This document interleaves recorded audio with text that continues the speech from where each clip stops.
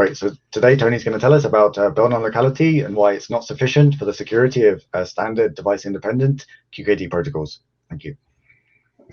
Okay, well, thank you very much for the introduction and the invitation.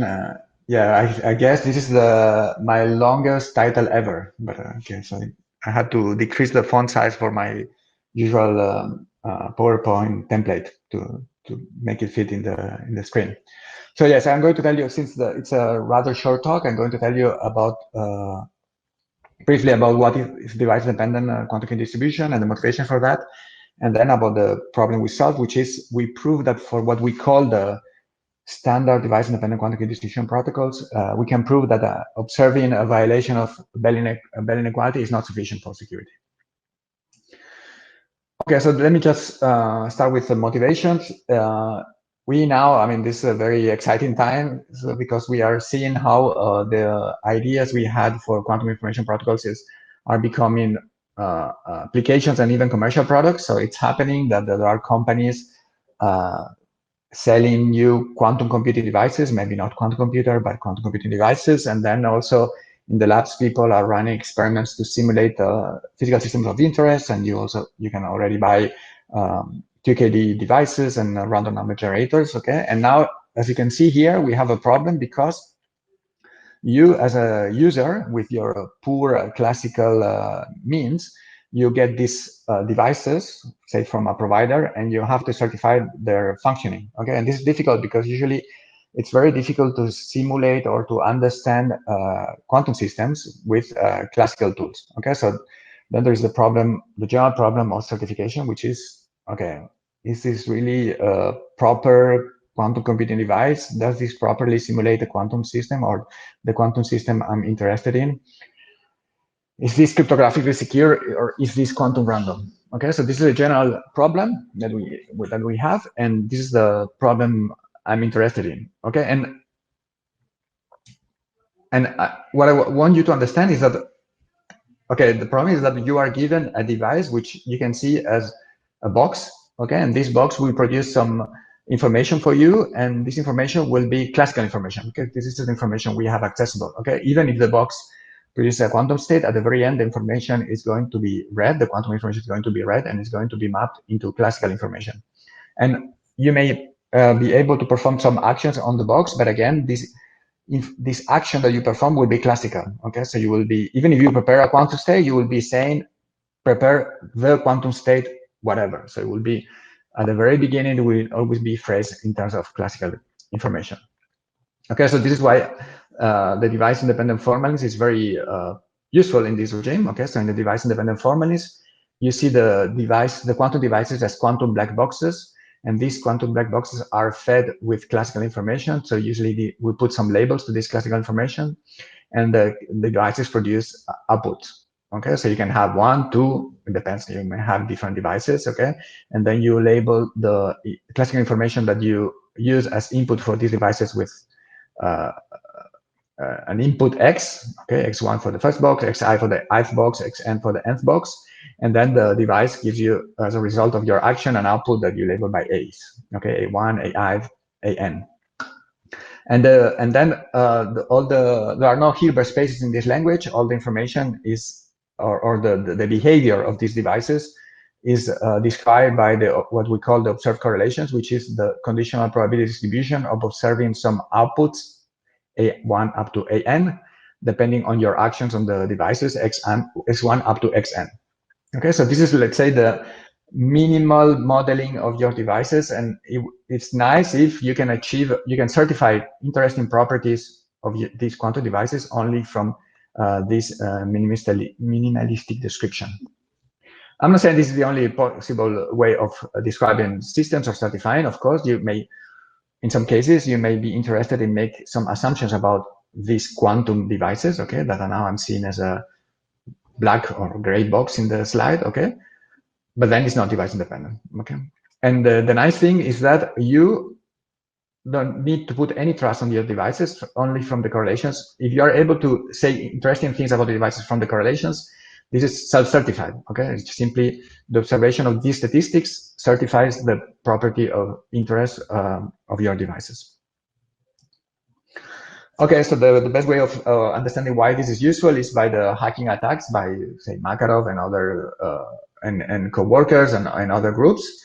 So, well, as you may already know already, so you may already know. I mean, Makarov in the, I think it more than 10 years ago, they hacked commercial quantum key distribution devices, and the reason why they could hack is because in standard quantum key distribution, you don't work at the device-dependent level. So if you look at the protocol, this is what a standard protocol, say BBT4 looks like. Okay, so you say that there is Alice who prepares states that live in a Hilbert space of dimension 2, and then there is Bob who measures standard spin 1/2 observables. Like he measures Bob in the X or Z basis, or X and Y, and Alice prepares states that are plus, minus X, and plus and minus Z.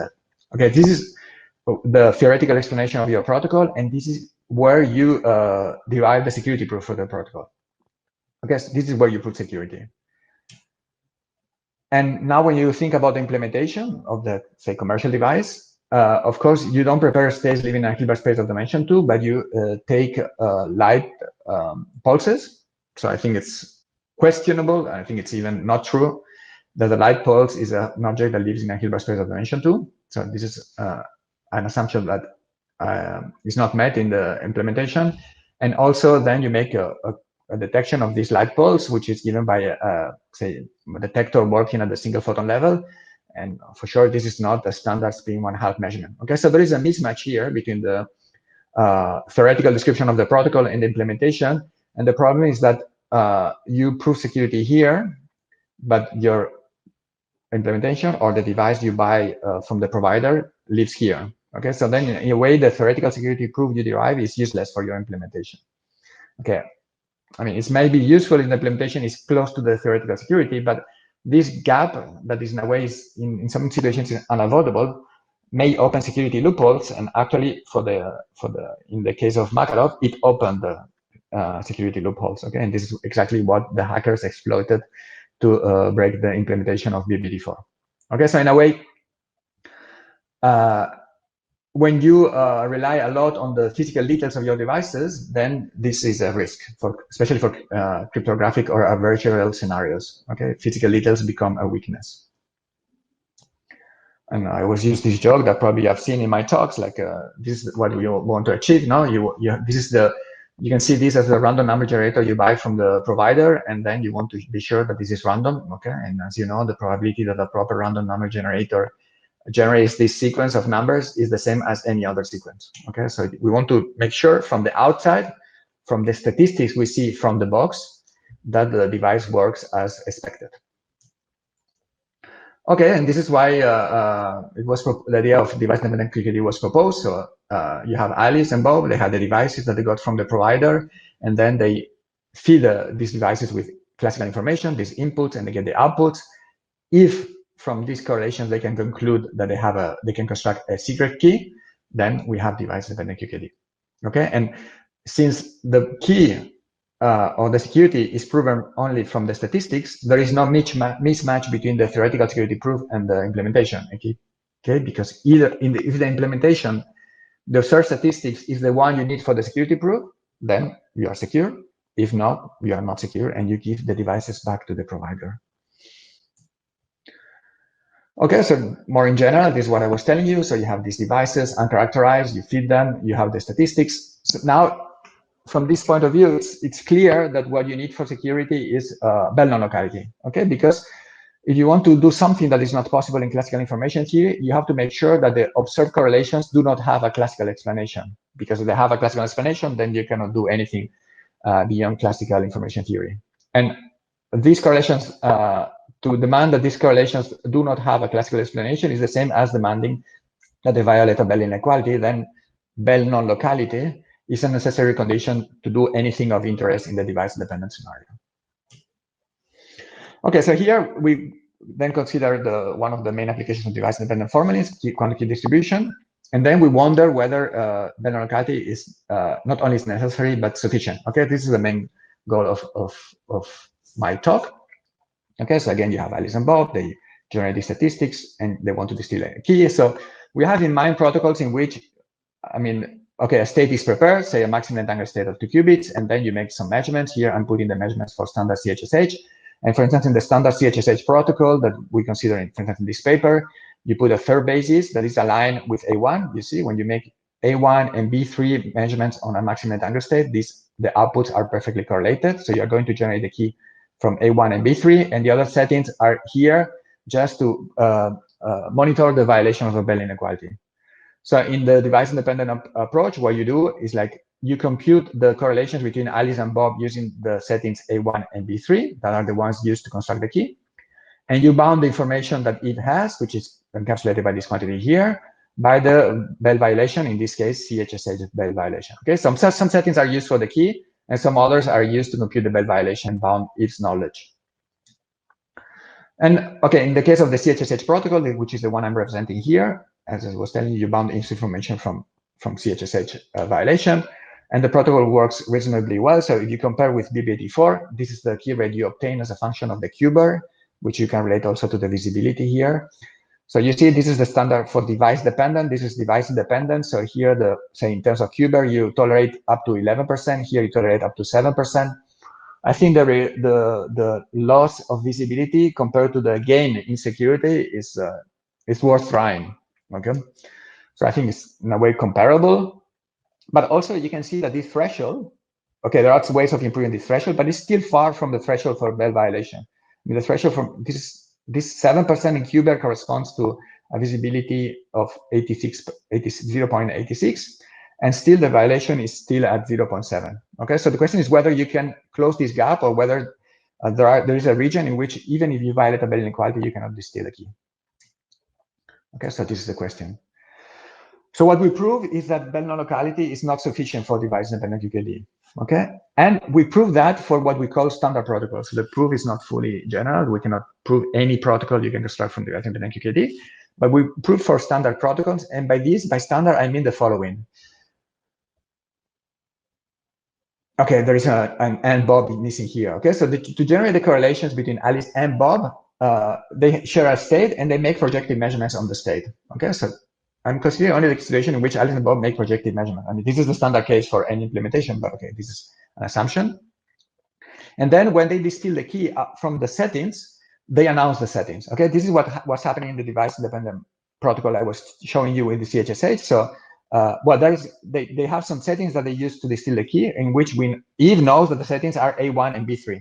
Okay, so this is, if you remember what I was showing you, sorry. So the settings are A1 and B3. Okay, so this is an assumption. Okay, you don't have to do this, but this is what we consider. Okay, and this is what we prove together with Mate, Micheletta, Carol, and Yannick in this paper. And for that, we consider a rather simple attack in which we did the following. So you take the observed correlations given a violation of Bell inequality. This is the PAB given XY, okay, which is a point. This is a bit more technical, maybe for the experts.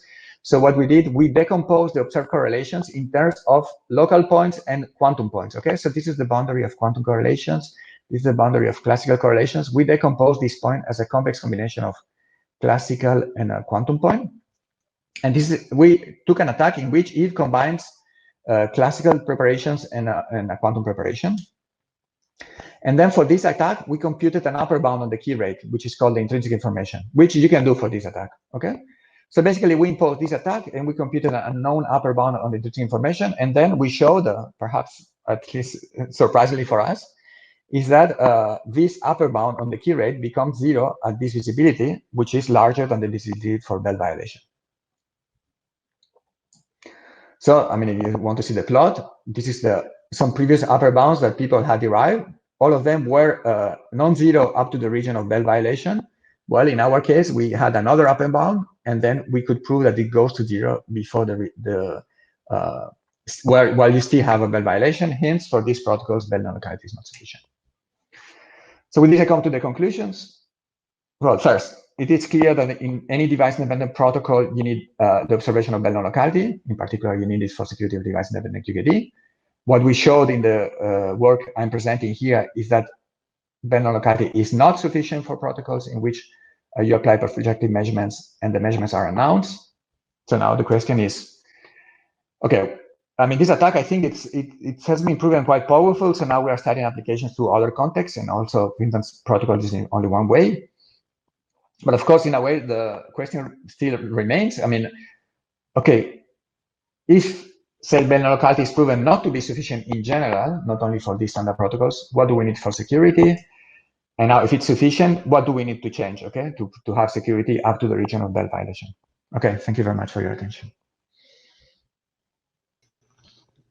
Well, thank you very much, Tony. That was really interesting.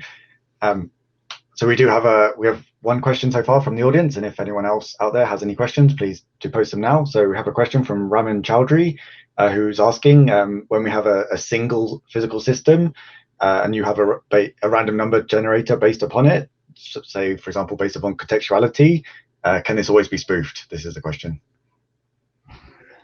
Yes, I mean, I think the logic is always the same, no? So you have a device, and then you have to say, okay, what do I want to assume about my device? Okay, so if you don't want to assume anything, or say, okay, you assume, you can say assumptions about causal connections between the devices. Okay, so this is what happens in Bell inequality. You assume that events are causally disconnected between Alice and Bob. Okay, this is a type of assumptions that okay, perhaps I didn't mention during my talk, but this is happening in the device independent scenario. Okay, so you can talk of different devices because they are causally disconnected.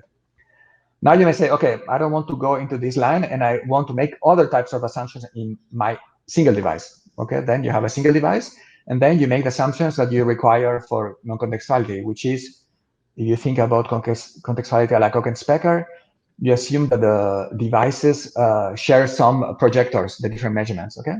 So this is an assumption that you put extra, that you cannot certify from the outset, then you believe it based on a possible preparation by a provider.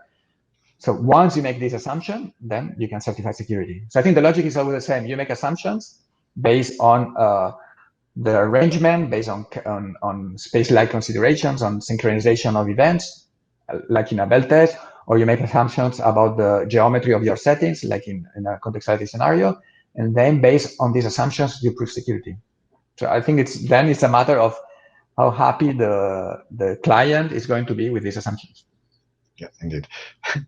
Great. So I have another question from Darren Moore, which says, can you reconcile the fact that other bounds go to 0, but yours doesn't? Yeah, sure. I mean, this simply, well, these are just upper bounds, no? I mean, it's it means that okay, the logic. I know relatively well one of the upper bounds, and there the logic was the same. So they took a specific attack by Eve, and for that attack they computed a similar function, an intrinsic information, and then it was not going to 0 for this attack. So in a way, what our bound shows is that the attack previously considered was not good for the intrinsic information. So actually, you see the upper bound. The previous upper bounds were better than ours, were smaller than ours in the region of low noise, but our attack and the computation of the upper bound is better in the region of high noise. Okay, so I would say that this simple attack we consider is more powerful from Eve's point of view in the region of high noise, and then the upper bound we get is tighter and it goes to 0 while the others don't. So there is no contradiction. Great. So there were a couple more questions, but I think unfortunately we've run out of time. So maybe if I could ask you to have a look at those in the chat and maybe have and reply offline, if that would be all right. Otherwise, well, thank you very much. Thank you. Great book. And